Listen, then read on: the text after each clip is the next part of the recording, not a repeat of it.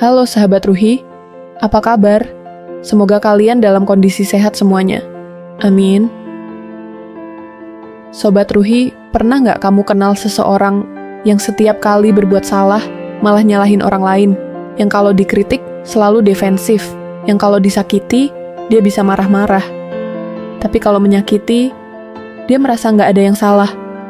Dan mungkin yang lebih menyakitkan, kamu tinggal satu rumah dengannya. Atau kamu mencintainya sepenuh hati, tapi dia nggak pernah berubah. Konten ini buat kamu yang pernah tersakiti oleh orang yang nggak mau berubah. Atau buat kamu yang selama ini ngerasa nggak ada yang salah sama diri kamu. Tapi pelan-pelan, semua orang yang peduli mulai menjauh.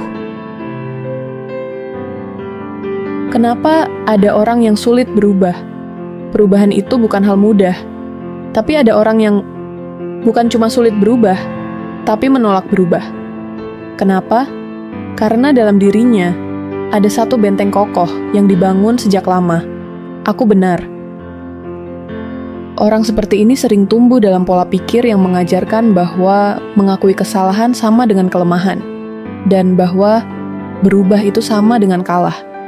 Jadi, daripada menyadari luka yang dia sebabkan ke orang lain, dia memilih membela egonya. Dan lebih parahnya lagi, semakin banyak orang yang mencoba menyadarkan, semakin dia merasa diserang. Sehingga pertahanannya makin kuat. Aku nggak salah. Kamu aja yang terlalu sensitif. Emang dari dulu aku begini, kenapa? Kalau nggak suka, ya udah. Kalimat-kalimat ini jadi tameng untuk menolak pertumbuhan diri.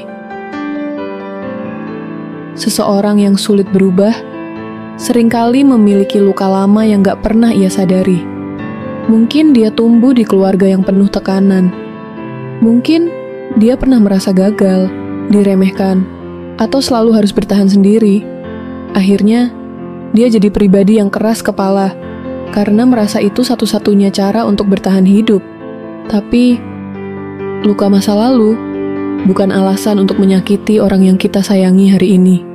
Luka yang tidak disembuhkan akan diwariskan dalam bentuk kemarahan, ketegasan yang berlebihan, atau ketidakmampuan mengakui kesalahan. Jangan sampai kita menjadi pribadi yang menyakiti hanya karena kita tidak pernah menyembuhkan diri. Sifat ini terbentuk juga karena ego yang terlalu tinggi.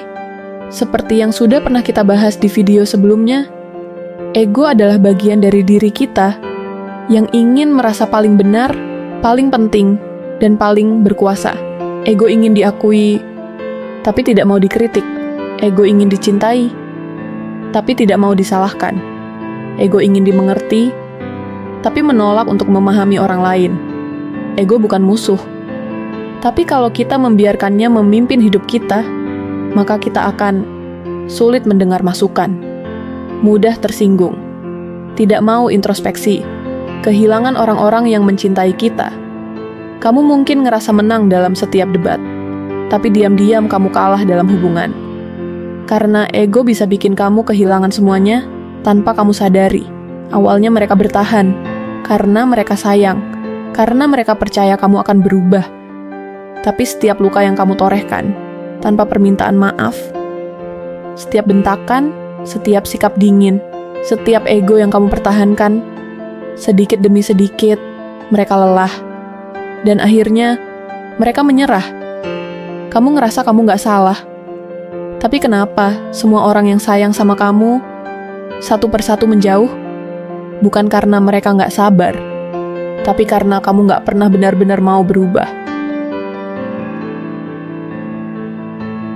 Sobat Ruhi, orang yang gak mau berubah biasanya gak akan bertumbuh.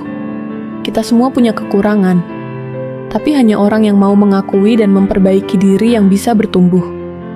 Masalahnya, banyak orang hidup dalam delusi.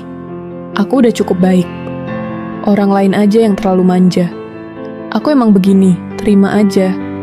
Kalimat-kalimat itu mungkin terdengar kuat, tapi sebenarnya itu adalah kalimat dari orang yang takut menghadapi dirinya sendiri. Berubah itu memang gak nyaman, tapi lebih gak nyaman lagi kalau suatu hari kamu sadar Kamu kehilangan orang yang tulus hanya karena kamu terlalu nyaman dengan egomu sendiri. Jangan sampai kita menyesalinya setelah kehilangan, ketika kamu sadar kalau semuanya sudah terlambat. Penyesalan datang dalam dua bentuk. 1. Menyesal karena pernah disakiti. 2. Menyesal karena menyakiti dan orang yang kita sakiti sudah pergi. Yang mana yang lebih menyakitkan? Jawabannya, yang kedua. Karena ketika kamu sadar kamu salah, tapi dia sudah tidak ada, sudah nggak percaya lagi, sudah terlalu lelah untuk kembali.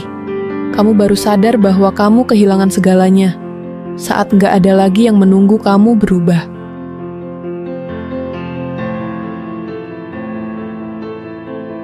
Kalau kamu ingin dicintai, belajarlah berubah.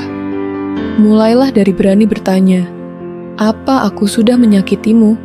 Dengarkan tanpa menyela, tahan ego untuk membalas, minta maaf tanpa pembenaran, belajar mengerti, bukan sekadar dimengerti.